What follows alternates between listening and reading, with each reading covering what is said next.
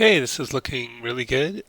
First thing I wanted to mention is I noticed when you turned this in, you zipped your entire project folder, which gave me a lot of, files that I don't need, and that's going to get really big after a while. So instead of doing that, what you should be doing, which you can see in the instructions here, is to create an archive scene file. So choose File, Archive Scene. It should put a zip file in your scenes directory that includes all the necessary files.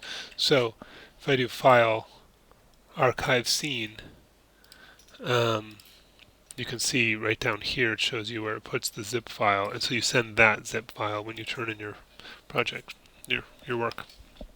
Um, okay, let's take a look at this guy. I think. Yeah, I mean, my general thought first of the jacket and those kinds of things is, you only really need to model what you can see. And so I wouldn't bother modeling anything you can't see. So if there's areas under the jacket, you don't necessarily need to model those. Um,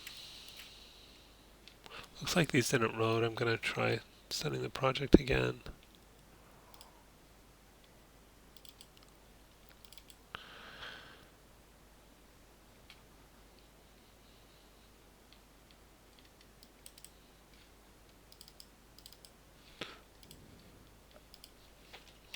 Reopening it, see if that works. Yes, good. Okay. All right. Yeah, he's got the vest on.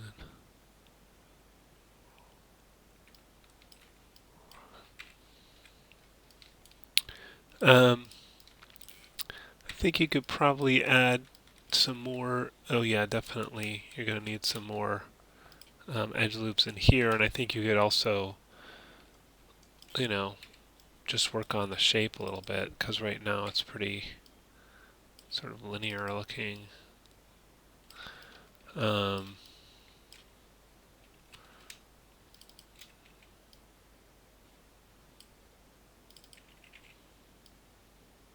anyway, you can spend some time on that, but give that a little bit more shape. And I think it gets a little wide out here. Um, and yeah, I might add maybe at least another. I'm doing the multicut tool, Control Shift X, and then I hold the Control key.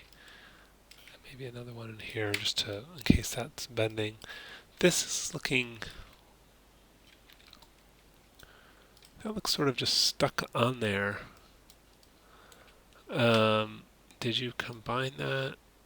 Yeah, I don't recommend just combining things. That's a bad idea. So this is going to not look great when the hand and fingers start moving around. Um, what I would do is instead extrude a shape like that out of the hand.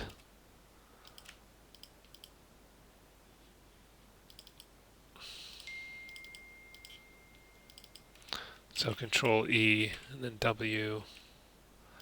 I'll move that up. And then I might, well, it's already pretty flat. I was going to flatten it, but then you could take, like if you wanted to be more square, I might take that edge and get that to be flat, and then maybe rotate it compared to the front of the hand, and then kind of do the same with this one. I'll scale it so it's straight, and then let's make it kind of parallel to the other one. Maybe I can move it back a touch.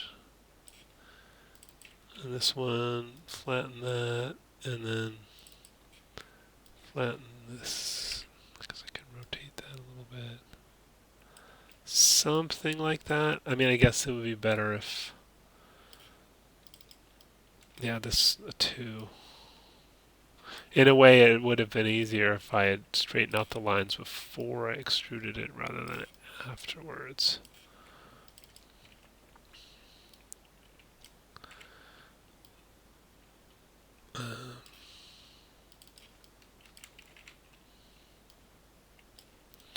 But anyway, yeah, maybe this can, whoops. Let me just go from here to here and straighten that out.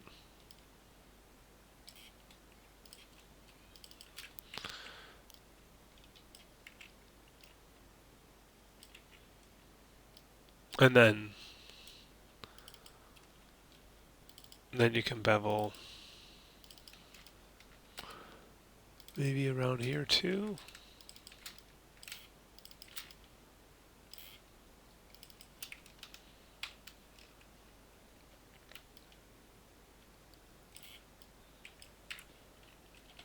I think something like that's gonna work much better than what you had before. As far as this kind of all staying together and bending together and stuff. Yeah, keep working on that. And I think it could maybe form fit the shape of his arm better and probably be pushing this stuff in a bit too. Just hit B for soft select and then maybe shrink that down a bit. But I'm holding down B and left mouse drag to shrink it down. Maybe something more like that. I don't know. I think that whole area needs to push in some. I'm gonna hold down B, click and drag, and make that bigger, and then, yeah, I think that's better. But now this got a little. These are really tight here. I mean, I guess you're trying to do like a crease there, but I might spread these out. I'm just gonna turn off soft select, shift right mouse click, slide edge. Where's slide edge? Slide edge. I might move those out a bit. And then, I mean, if you do want like kind of a crease at the bottom, it's possible to sort of take, just some of the edge and slide some of it closer.